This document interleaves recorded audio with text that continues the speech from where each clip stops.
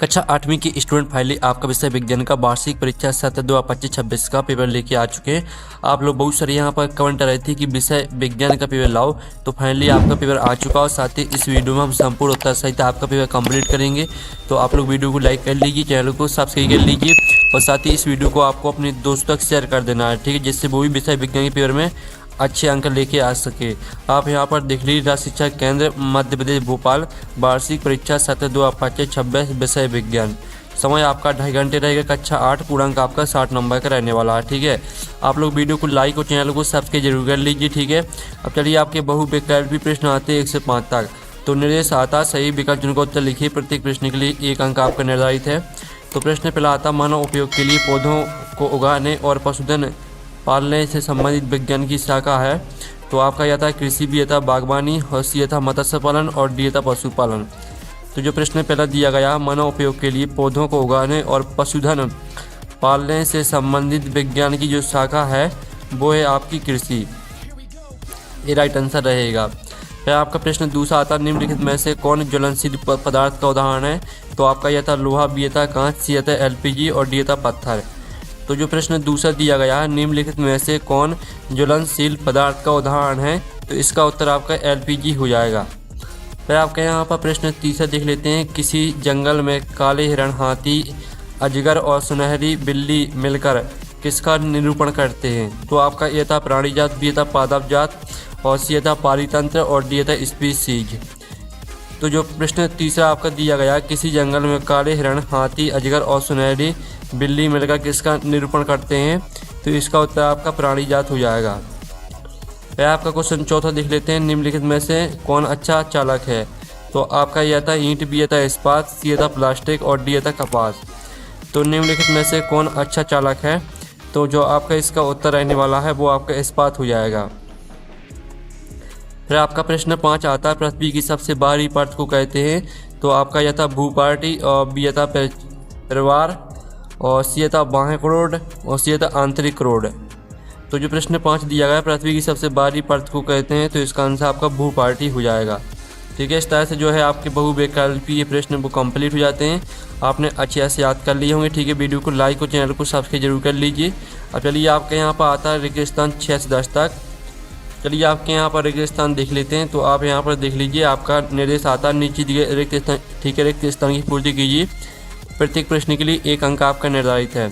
तो प्रश्न 6 आता मिट्टी को उलटने, पलटने एवं पोला करने की प्रक्रिया डॉट डॉट कहलाती है।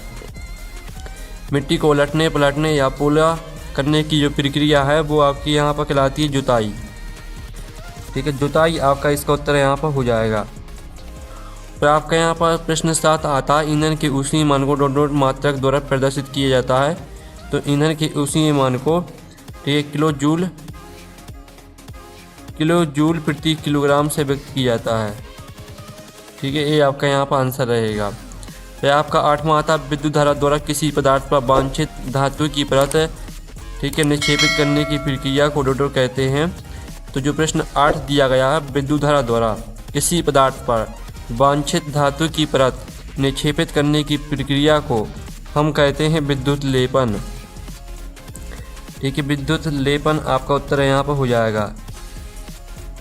और साथ ही आपका यहाँ पर देख लेते हैं 9वां। तो 9वां तो लोहे पर जंग लगना डॉट डॉट की घटना है। तो लोहे पर आपकी जंग लगना यहाँ पर रासायनिक जो है इसका उत्तर रहेगा ऑक्सीकरण की घटना है। ऑक्सीकरण हो जाएगा इसका उत्तर। फिर आपका यहाँ पर 10वां आता भूपाटी के भीतर गहराई में विक्षोभ के कारण डॉट डॉट आते हैं। तो भूपाटी के भीतर गहराई में विक्षोभ के कारण आपके भूकंप आते हैं। तो भूकंप आपका इसका उत्तर यहाँ पर हो जाएगा, ठीक है। इस तरह से जो आपके रेगिस्तान है वो कंप्लीट हो जाते हैं। आपने अच्छे से याद कर लिए होंगे। अब चलिए, आपके अतिलघुत्तरीय प्रश्न आते हैं 11 से लेकर 16 तक। तो निर्देश आता है नीचे दिए प्रश्न का उत्तर 1 है, शब्द वाक्य में लिखिए। प्रत्येक प्रश्न के लिए 2 अंक आपका निर्धारित है। तो 11वां आता खरीफ फसल किस ऋतु में उगाई जाती है, किन्हीं 2 खरीफ फसलों के नाम लिखिए। तो चलिए, हम यहाँ पर 11वें प्रश्न का उत्तर देख लेते हैं। 11वें प्रश्न का उत्तर है खरीफ फसलें वर्ष ऋतु में उगाई जाती हैं। इसके 2 उदाहरण धान, चावल और मक्का है, ठीक है। फिर आपके यहाँ पर 12वां आता ज्वलनशील पदार्थ किसे कहते हैं। तो इसका उत्तर आपका रहेगा वे पदार्थ जिनका प्रज्वलन ताप बहुत कम होता है और जो ज्वाला के साथ आसानी से आग पकड़ लेते हैं ज्वलनशील पदार्थ कहलाते हैं, जैसे LPG और पेट्रोल। फिर आपका 13वां आता मादा के किस जनन अंग में भ्रूण का रोपण होता है? तो इसका उत्तर रहेगा मादा के गर्भाशय में भ्रूण का रोपण होता है। फिर आपका यहाँ पर 14वां आता संतुलित आहार क्या है?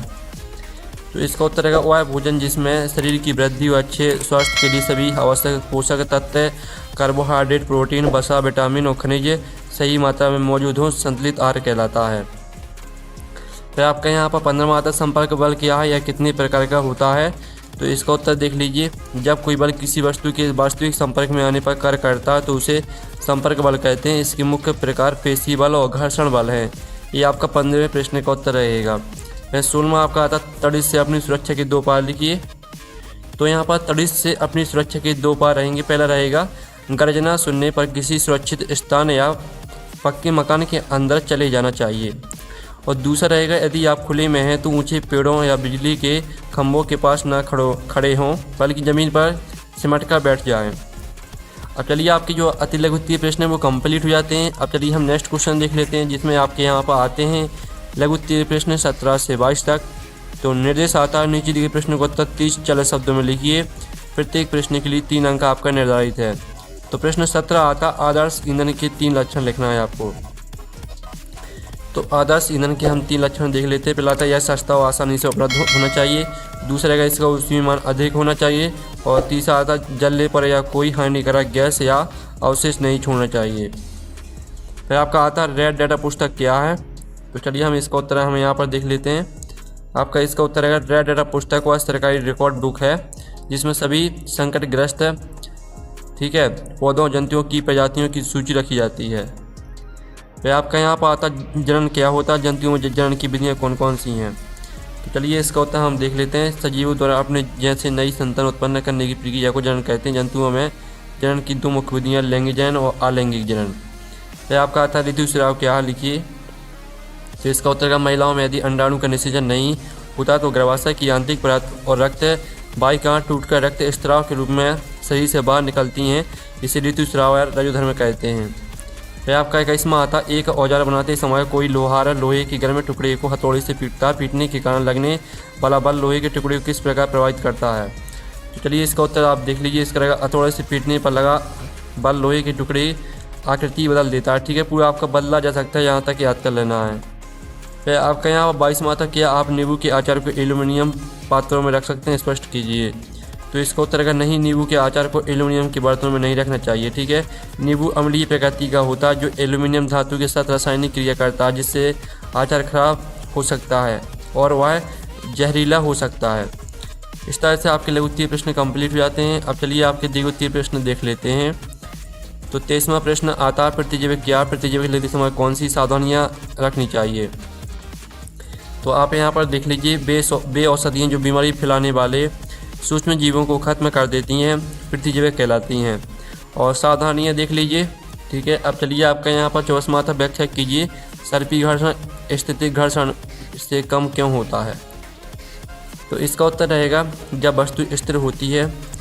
स्थितिक घर्षण तो उसकी सतह की अनियमितताएँ जमीन की सतह में मजबूती से फंस जाती हैं। ठीक है, आपका घर्षण हमेशा कम होता है, यहाँ तक याद कर लेना है। 25वां आता वर्णन कीजिए कि ध्वनि प्रदूषण मानव के लिए किस प्रकार हानिकारक है? ध्वनि प्रदूषण से तनाव, अनिद्रा, उच्च रक्तचाप और सुनने की क्षमता में कमी जैसी समस्याएं हो सकती हैं। लगातार शोर में रहने से व्यक्ति के स्वभाव में चिड़चिड़ापन आ सकता है। अब चलिए आपका 26वां आता मनोनीत का एक नामांकित चित्र बनाइए। तो इसका उत्तर हम यहाँ पर देख लेते हैं। जो नामांकित चित्र है मनोनीत का जो नामांकित चित्र है वो आपको अपने मन से कहीं से भी आपको बुक से मिल जाएगा। ठीक है, नहीं तो आप गूगल में सर्च करें ना, वहाँ पर मिल जाएगा। तो इस तरह से जो आपका विषय विज्ञान का पेपर है वो कंप्लीट हो जाता है। आप लोग वीडियो को लाइक कर लीजिए, चैनल को सब्सक्राइब कर लीजिए, इस वीडियो को अपने दोस्तों तक शेयर कर दीजिए। हम नेक्स्ट वीडियो में मिलते हैं। Thanks for watching.